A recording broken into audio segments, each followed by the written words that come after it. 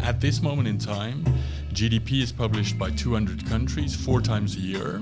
So that's 800 press releases. That goes to, hundreds of media outlets that are then reporting on this figure that apparently is really important. The other dimension is, of course, the future well-being that we are in terms of, ecological and social crises, living perhaps on the credit card of future generation. The game is actually to produce something useful for decision makers and for the public to latch onto, and we're doing insufficiently there.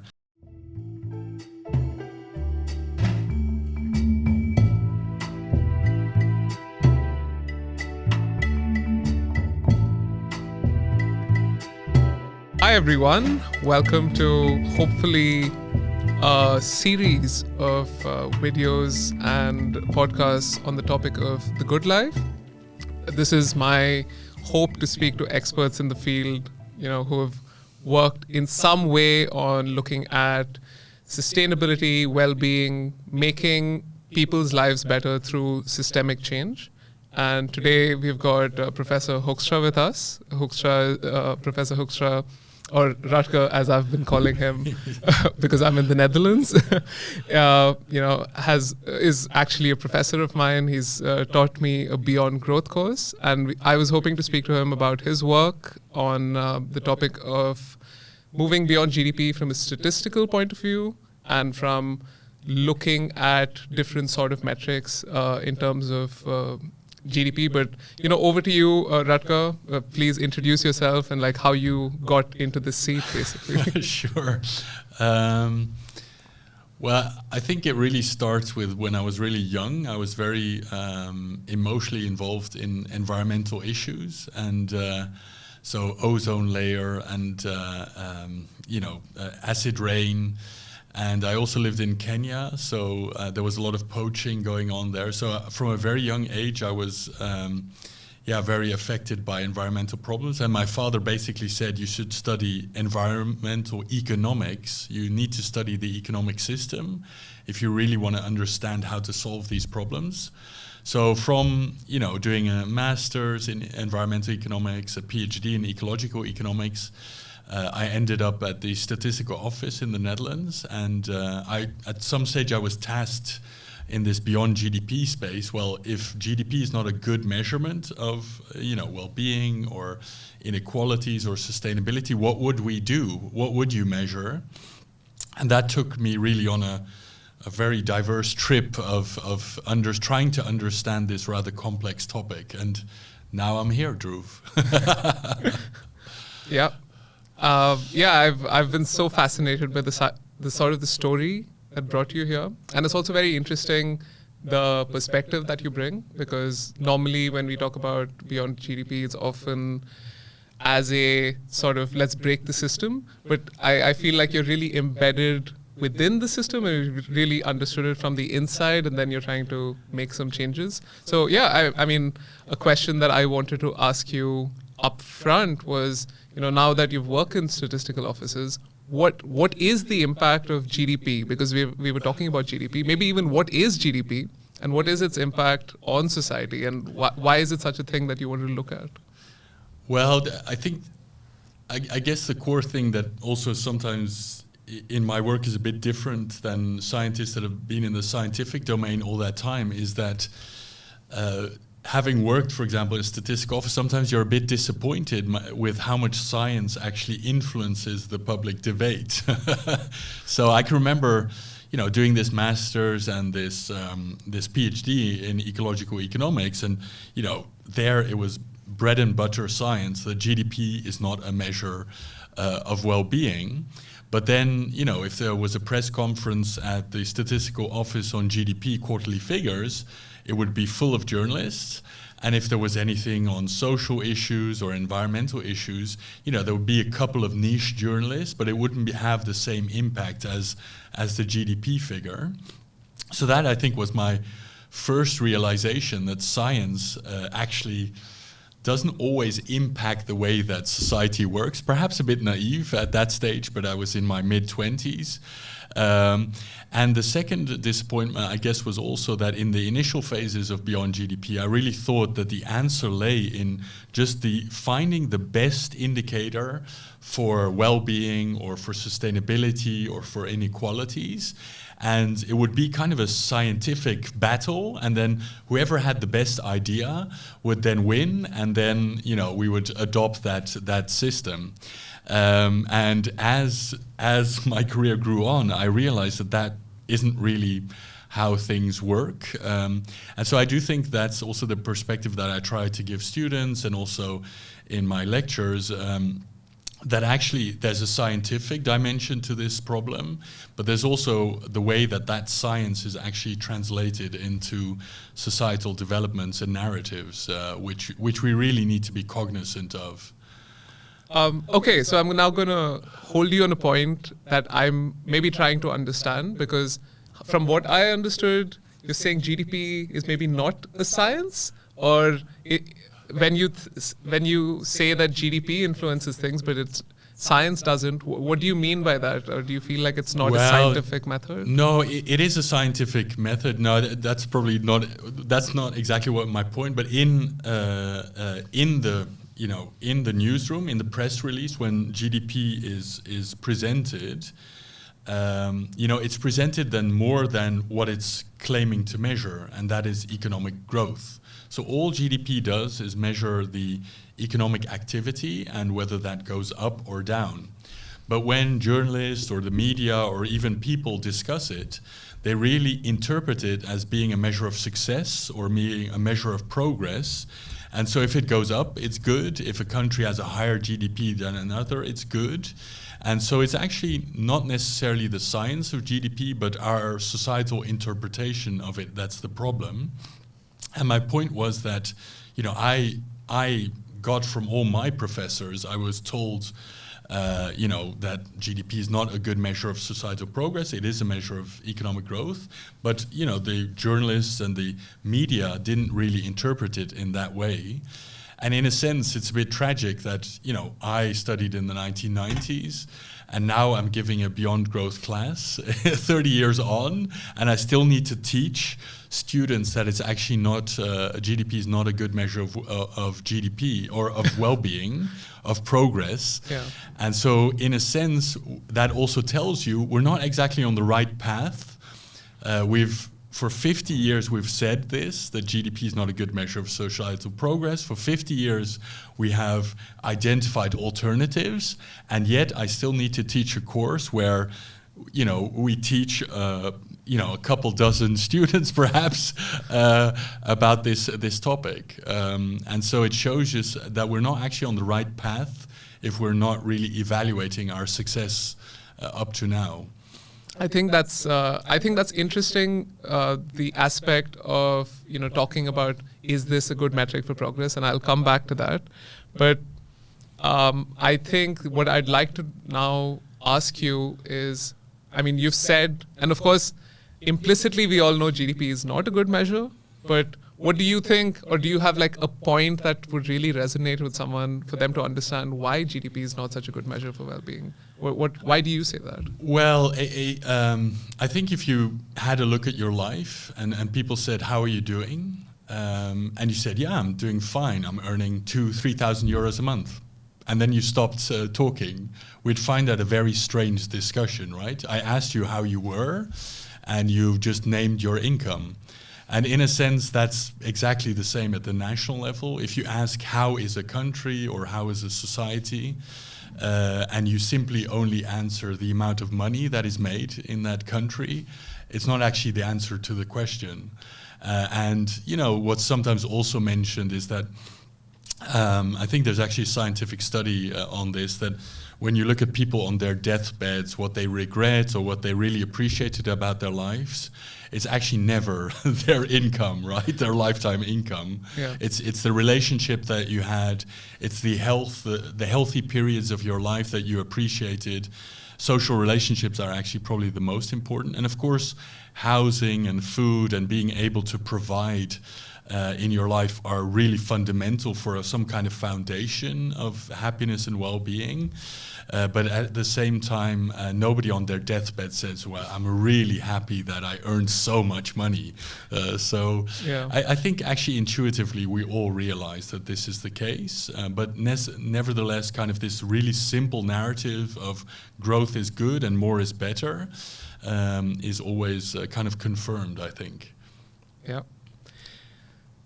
And then what you're suggesting, I think that's really, because of course I agree with you in principle on this, but what you're suggesting is that then what we really need is an alternative to GDP. What we don't need is maybe, I don't know, complete destruction of the system and we all go back to, living with our animals or something, but you really want like a different statistical alternative, and that's what you see as the way forward. So could you maybe elaborate on why you think that is the way to solve this?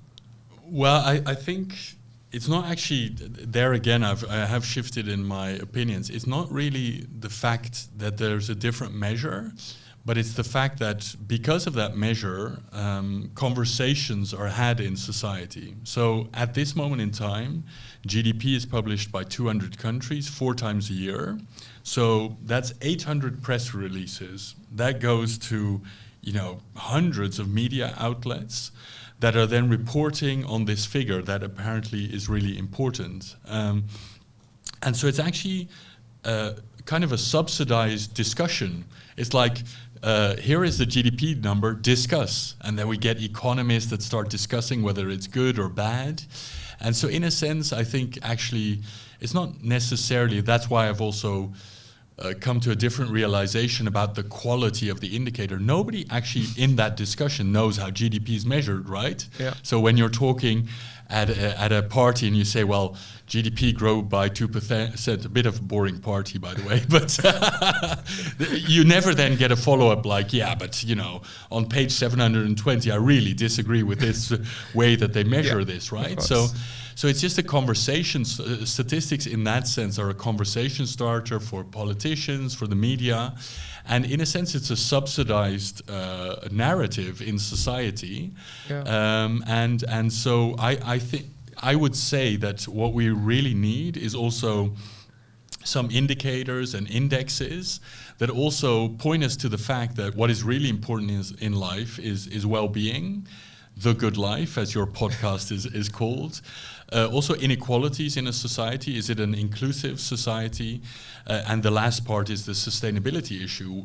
Will our children, grandchildren, and future generations actually have equal or higher well-being, or will they actually suffer in terms of their good lives? Yeah. I think it's interesting you were pointing out about the media. I want to say, maybe having looked at some of the coverage of your book, this is an interesting sort of take on it, because this is more like, the quotation lies, damn lies, and statistics. It's like, we need our statistics, which can sort of play the game that GDP is playing. So I think it's interesting to sort of look at it from that lens. But yeah, just coming back to the point you were making about the media, because you're talking about conversations. Do you not feel, because this is something I feel a lot, and also, Chomsky's whole manufactured consent concept, that the media basically parrots the voice of the powerful, or the people who own it or control it in some way. So do you not feel that maybe it's a chicken and egg problem, and actually the media is giving this voice because it benefits those in power, as opposed to just the fact that there's this statistical, data availability? I think that's true to a very large extent, but I do think there's also a demand for these numbers. And what I saw at the media also is that there is, our media is also hollowing out. And to be quite frank, when at Statistics Netherlands, we would write a press release, and I actually think that 30, 40 years ago, that press release, a journalist would actually be critical of their press release and maybe rewrite it. Nowadays, a lot of those press releases are just taken and just published in a newspaper. And that really also has to do with the hollowing out of media. And so that's also why GDP is like a Big Mac. It's a really easy snack. Yeah. You know there's readers that are interested in it. You know there's a press release that you don't need to hire a journalist for. So you just put it in the newspaper, or you just put it on air and you invite an economist to discuss it. It's a really simple Big Mac snack that you can do. Yeah. And all of the beyond GDP metrics, because it's so confusing, you actually need to send out a journalist and study this issue for about 3 or 4 days, which is a lot of time in a journalist field. Yep.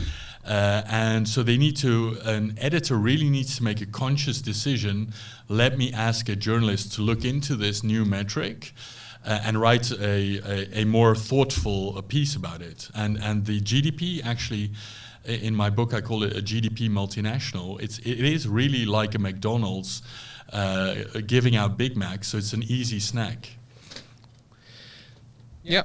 Okay. I'm gonna just quickly then turn to, like, we are talking about, as you put it, sometimes the persuasion approach, but in terms of the content of this metric, and I know, as you said, it's not particularly so important, but are you at the very least seeing that there is this one metric that's coming together? Are people, or not one metric, but one suite of metrics that is coming together, and are people sort of agreeing on that? Or is this just going to be a fight that goes on forever in the, the halls of statistical offices before, there is any consensus?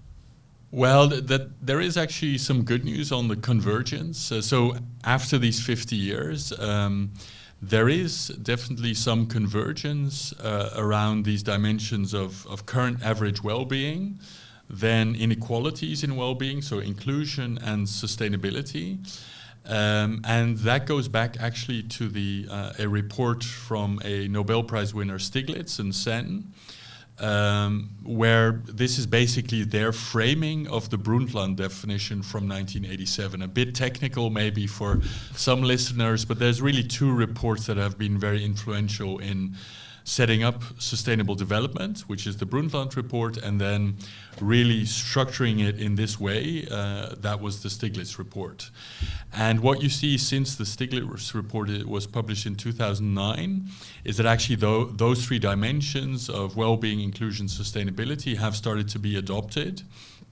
And just a month ago, the Secretary General of the United Nations formed a UN high-level expert group, and most probably Stiglitz is also involved in that, and most probably they will also actually ingrain that on a global scale. So there's actually a bit of, I think some hopeful news actually in that sense, and the OECD subscribes to that, the European Commission, World Bank has similar methodologies. So there's a lot of international institutes and also governments that are actually using similar methodologies. Okay, and how does that sort of come about within the UN? Like, is it an office within the UN that's going to now just publish some numbers, or do you then see, because with the UN, I always wonder, is it just like the corridors of statistical offices? I feel like the UN is the ultimate one where you can just keep putting out in some random office a number. But how does this sort of convert into impacting national policy? I think that's, at the end of the day, this has to come down to the national level. So what do you see as the way forward with this? Or how is this going to work? Well, I think you'll find in your future podcasts as well, Drew, never ask somebody how the UN works. There's no answer. Okay. No, the UN is a very mysterious beast, but it can be very influential. I think the most, in our domain, the most influential beyond GDP metric is really the Sustainable Development Goals. And the second most influential is the HDI, which was the Human Development Index developed by the UNDP. So once the UN kind of takes up a role of coordination, it usually does emerge as a powerful a powerful, I don't know, momentum to the situation. But how that works, Dhruv, is a huge mystery. Yeah. So in this case, the high-level expert group was actually preceded by 2 years of internal discussions. And so a topic is picked up, and then it's developed internally, and then they ask these 14 experts to converge, and then at the end of this year there will be a report, and then at that stage that will be then discussed by the nations, and they will come back with feedback. And so these are very long-term processes. But I do think if it's successful, there will also be, we will also need to revisit the SDGs in 2030. And it might be the case that this, development also has an influence in that discussion in future. That's a bit unclear, to be quite frank. Okay, so as of now, we don't have an idea of whether there's specific indicators or metrics or anything like that. This is an ambition that we want to go towards, or what?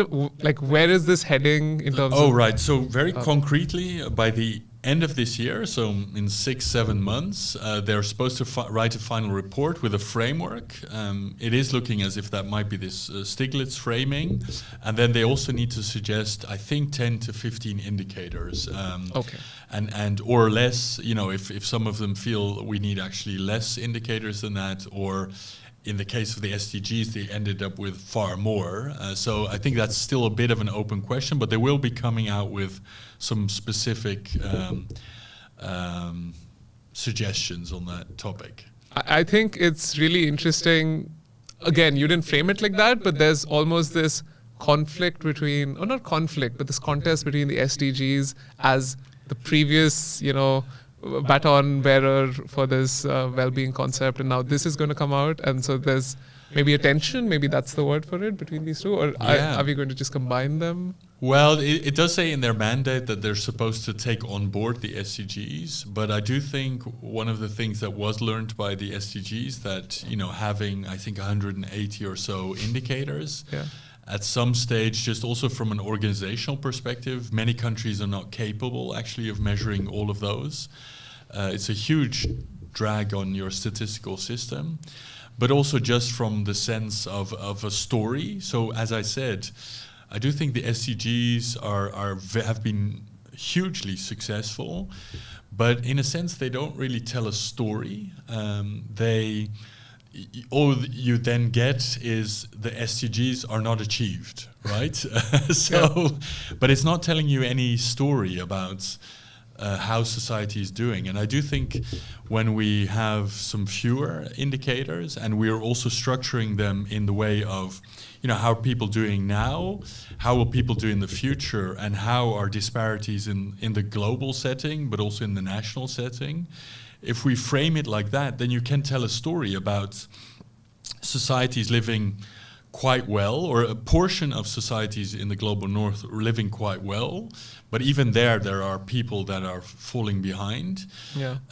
Huge portions of the global south not doing well, and so this disparities is a core part of this measurement system.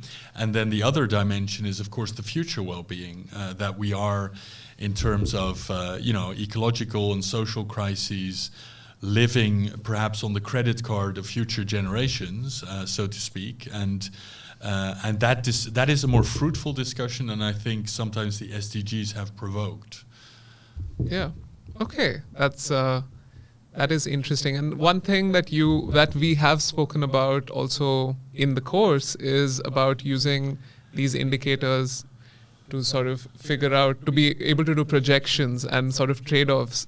So do you think the sort of indicators that are going to come out now will be able to, is this modeling even possible to be able to say, if you do this policy, this is, you get, the way you can estimate it for GDP, that you get 10% more happy people and 50% better, whatever other indicator, do we even have the capability for storytelling like that?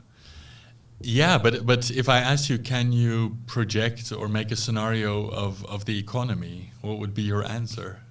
I don't mean to say that I would be right. No, but what would be your answer? I feel like there are tools out there where I can say, I mean, we're learning something called input-output analysis, for example. And you could say, if you assume this, this, and this is your GDP increase based on this policy or something like that. You know? So do you think that's possible? Well, as you said, like you make assumptions, right? And so I don't see any distinction if you want to project or you want to analyze how things are going. If you implement a certain policy, then quite often GDP, for example, when it's projected towards 2100, let's face it, that's in 75 years, right?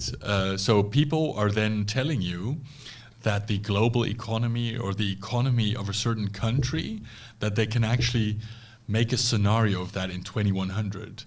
Now that's not possible. You cannot predict the future in that sense. You can say, listen, if productivity grows like this, if the population grows like that, then the GDP would end up around there, right?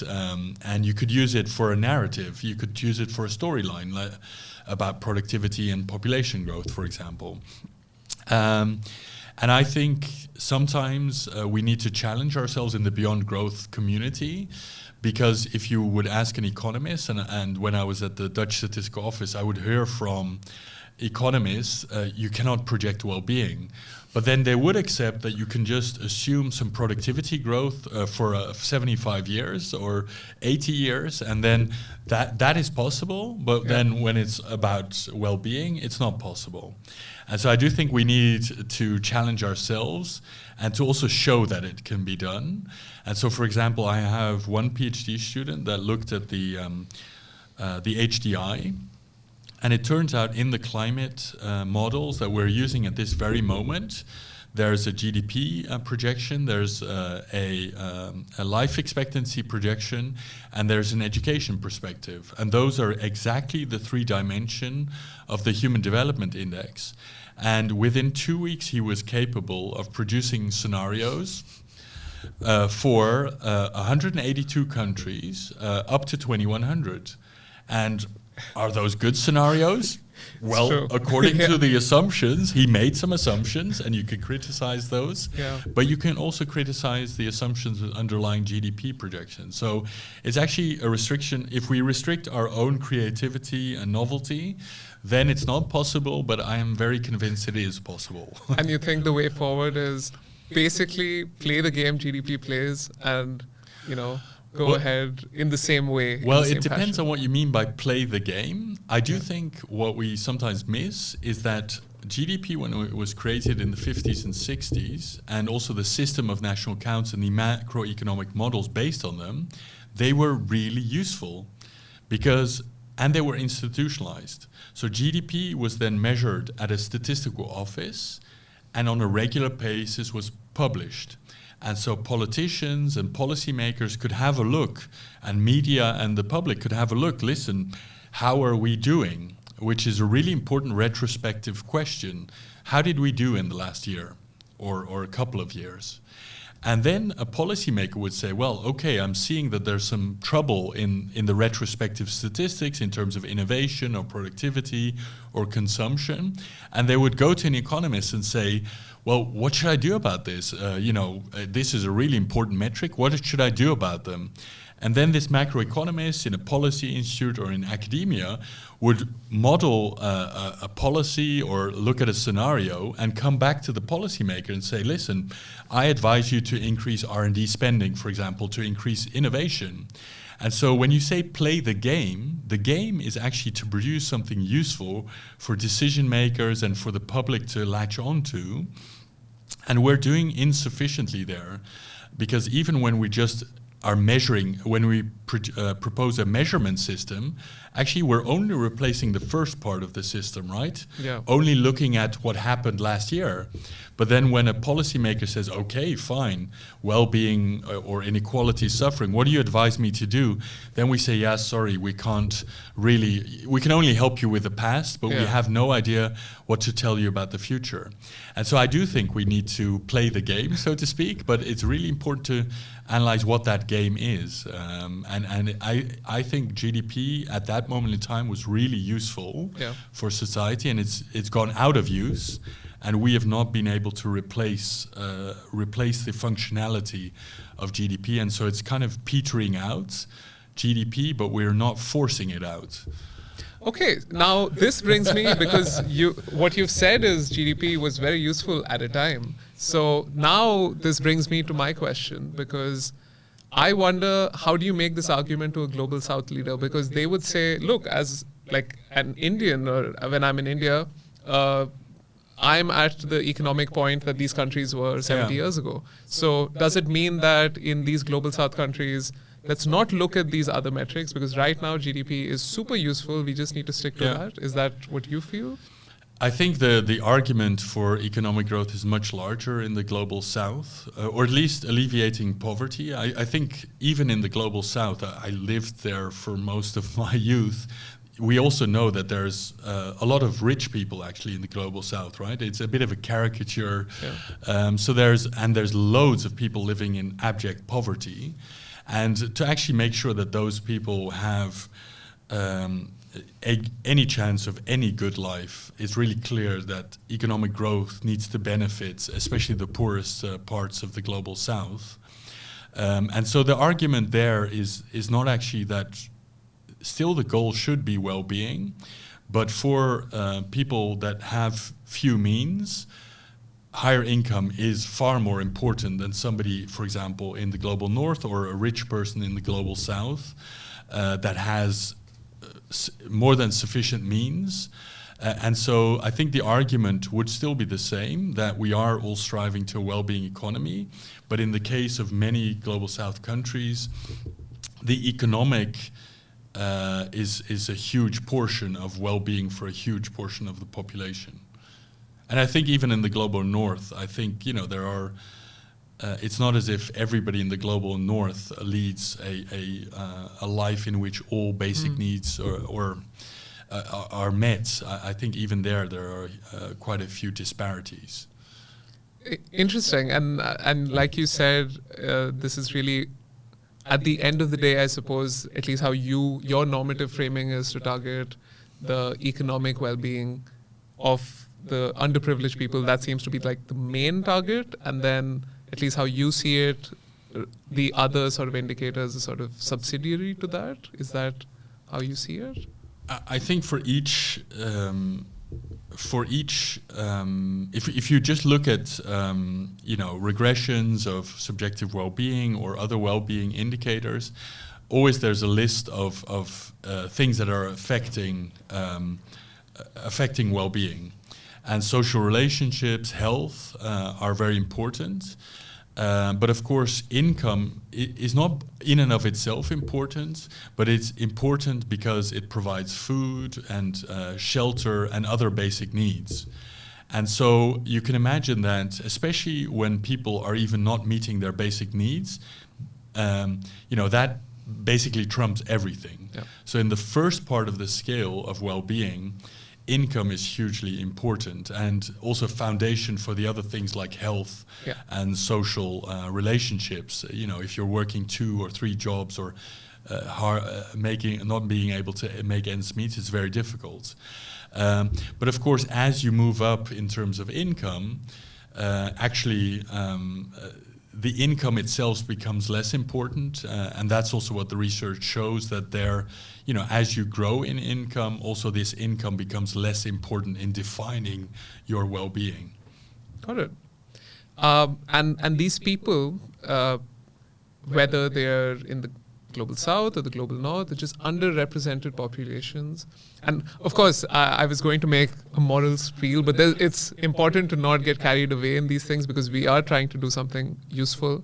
But do you feel like their voices are really being heard in the process of coming up with these new indicators? Is there some sort of bottom-up framing for getting an understanding of what really matters to them, or are they in the rooms where the professors come up with these new methods? Like, what do you feel about that? I think we've tried, because I would also say that actually there's a democratic a democratic deficit, but it's not necessarily only in the global south. I think actually also in the global north, there's huge swaths of the population that are feeling that they're sometimes not part of political processes. So I wouldn't myself frame it necessarily just as a global south issue. And so there have been experiments, for example, in France and in Wales, to actually come up with also beyond GDP indicators based more on a collaborative, co-creative process with the population. Yeah. And so I think that's possible. At the same time, I do think, how long does that last? So let's say, what exactly is a process like that, right? So usually I find that the discussion kind of ends there.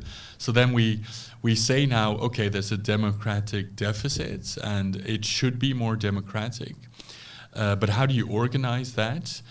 And also, to be quite frank, the things that people come up with is actually also quite often what scientists have already known for 50 years, right? So let's say we have a democratic approach, also in the global south countries and global north even, I would say. I think people would come up with that social relationships are important to their well-being, right? It's just that they might feel it's a good feeling that it comes out of the population, but it is also not a mystery, I think, to scientists. So I think it's more about legitimizing sometimes something which could have a certain value. But sometimes I do think scientists have been studying these things for many times. And if you look at what came out of Wales or France, first and foremost, it was around 1% of the population in Wales, for example, that talked about these issues. So that's a really good thing. At the same time, that was 10 years ago. And how long does that even last, right? The legitimacy. So I find it a very difficult topic, and it's also, I do think you actually end up more or less with the same dimensions of well-being, to be quite frank. And I think, at least how I see it, it almost comes back to the negative aspects of representative democracy, or just that's how it works, that most issues are not really put to the people. It's sort of, there's experts out there, and maybe people legitimize decisions, but they don't. It may not be a bottom-up approach, and I think it's a broader issue with democracy on whether it really is responding to what people want. I could imagine, for example, you having a dashboard of indicators that, and even here in the Netherlands, there was a dashboard that I was also involved in at Statistics Netherlands, but it went through loads of consultations, sometimes at ministries, but also with people and stuff. So it went through loads of consultations. So you could imagine, for example, when you're updating that or something like that. But then again, how do you have a conversation about beyond GDP, which is everything, right? Well-being and inequalities and sustainability. How do you structure a conversation? I think is something that is actually quite difficult to do.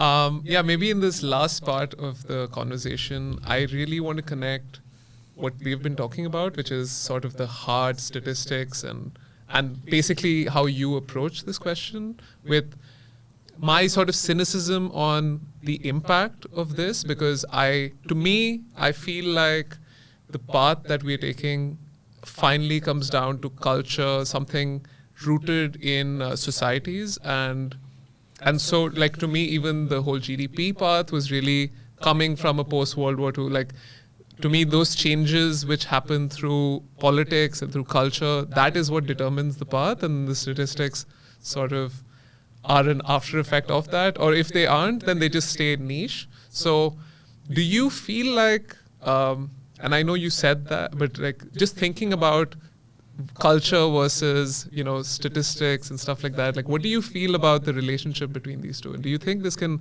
actually make a change in terms of social thought about growth? Because for example, I had a friend who told me, when I told them about, let's just live how we are, he said, would have no purpose in life if I couldn't grow. Like growth just the idea of growth gives me purpose. And I feel like that's growth in income or growth income is what he was talking about. But just the term, the concept of growth, the feeling that things are going to get better in some way, is so ingrained in society.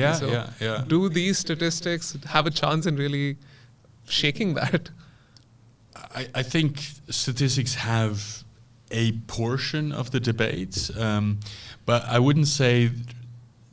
I think sometimes culture is the predominant thing that you have in terms of your values and also with your community.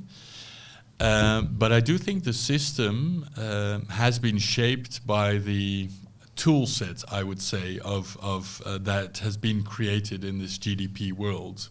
And so, a lot of people will work in companies, and there you will see also that quarterly growth figures. So whether the company is doing well or not has a huge influence on the culture of a company, and also your promotions and stuff like that. And of course, your work is not your life. And so when you go home or stuff, of course, culture is probably the most important part of it. But I do think the system that we've created based on this metric systems in companies and governments does have a really important impact on the economic lives that we lead. And I think that's also where there's this disconnect when you are doing a job for a company and are being very strictly held to quarterly targets or something like that. Yeah. It does actually feel, and I think there's a lot of even scientific evidence for that it doesn't feel as if that's the right purpose for people to be working on. And so I do think it has an impact on culture in portions of our lives, and that disconnect is also where a lot of the unease actually is. Okay, and maybe so this is, on the one side, this is about personal culture, but on the other side, I also have sort of a question about, I think around the world now you're just seeing bombs falling out of the sky, so many places, and there's just so much war, and there's, even compared to when you wrote the book, even in the last few years, the sort of changes in what's happening on ground and the changes in politics of power. Yeah. Is there a space, even if like someone like me or someone like the viewer really wanted to talk about these things, and someone in the UN had set up the statistics for it or set up a new statistical method? Yeah. I really feel like maybe we've sort of missed that opportunity that we may have had, and now we're in this new world where power is what matters, and GDP was often connected to creating output for war machines. So, or at least maybe that's how it started in the 30s, of looking at whether the US could achieve certain amounts of output. I just wonder if maybe we've missed that boat, not because people don't want it to change, but that's just the political reality of the present day. I think we have missed that boat. Also in macroeconomic modeling, I think we also discussed the work of Acemoglu, Robinson, and Johnson, the Nobel Prize winners of 2 years ago. And they argue that actually the most successful countries, not just economically, but in a broader sense, are the countries that are capable of power sharing. And as soon as a small elite, be it a king, military, or a party, or another type of elite, once they start to dominate a certain society, actually that undermines the long-term success of a country. And so when we're talking about sustainability, we quite often think about ecological limits. And I think we've taken for granted a little bit the power-sharing structures and the corrosive impact of inequality rises all around the world, where a lot of people have amassed a lot of money and power, and power in the political system. And that what you're seeing now is then that those powers also start to collide in a global setting. And so I think actually from a sustainability perspective, and even from the current well-being perspective, this loss of power sharing structures where there's checks and balances is very worrying about our future. To me, it's really a question about, of course, I think the statistics are really important, but even where do we get that in, or is it just a question about letting this sort of be on the back burner for another decade and hope that the political situation changes and we just keep doing some research? How are you feeling about this personally? Well, I think we also, one of the big differences with GDP is, of course, that was in a period when media was very structured and organized. And I do think that at the root cause of this breakdown, my biggest suspicion, this is still being hashed out by scientists, but my suspicion is that the biggest issue is just social media and polarization, other sources of polarization. Where basically a conversation, there's basically winners and losers in social media worlds.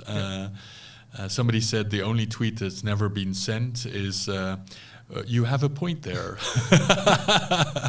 And so I just think one of the tragic things about this time is that statistics are a form of information.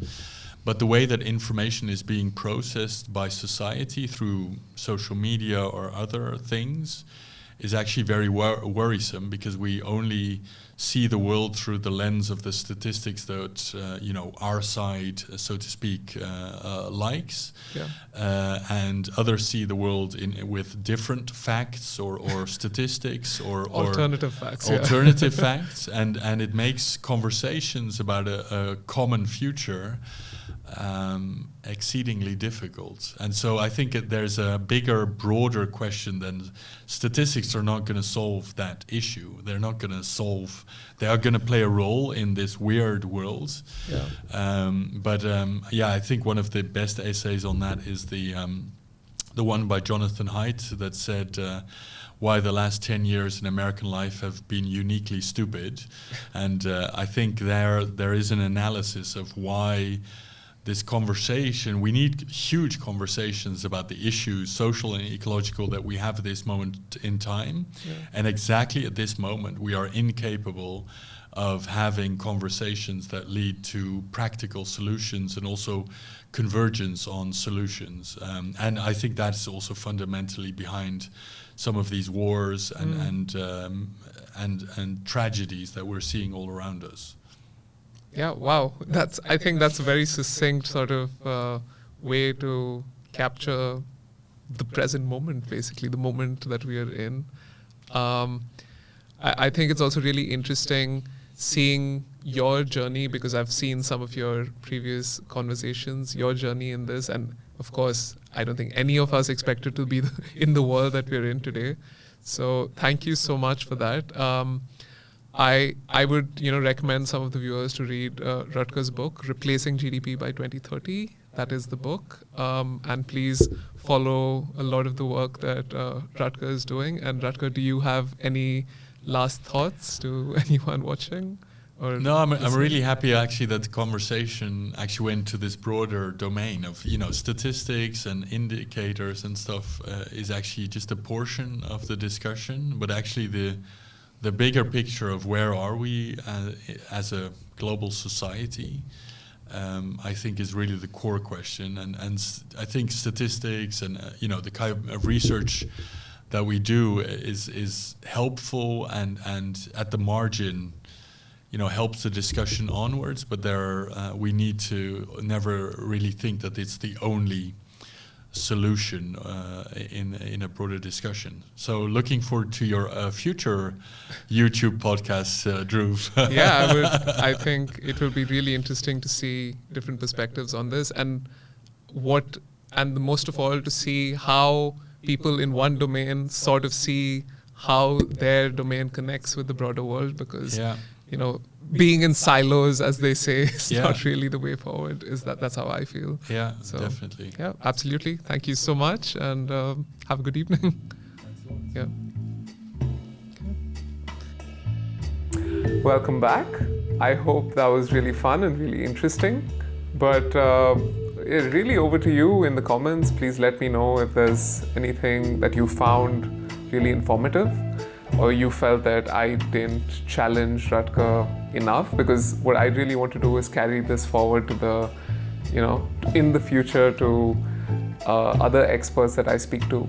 And most importantly, I would love for you to reach out to me and tell me who I should speak to next. I'm in India for a whole year and I'll be traveling all across the country. So if you know someone who I should be speaking to and with whom I could have a really engaging and interesting conversation, let me know. But anyway, till next time, this is Dhruv and this is my channel, To Nurture by Design. See you.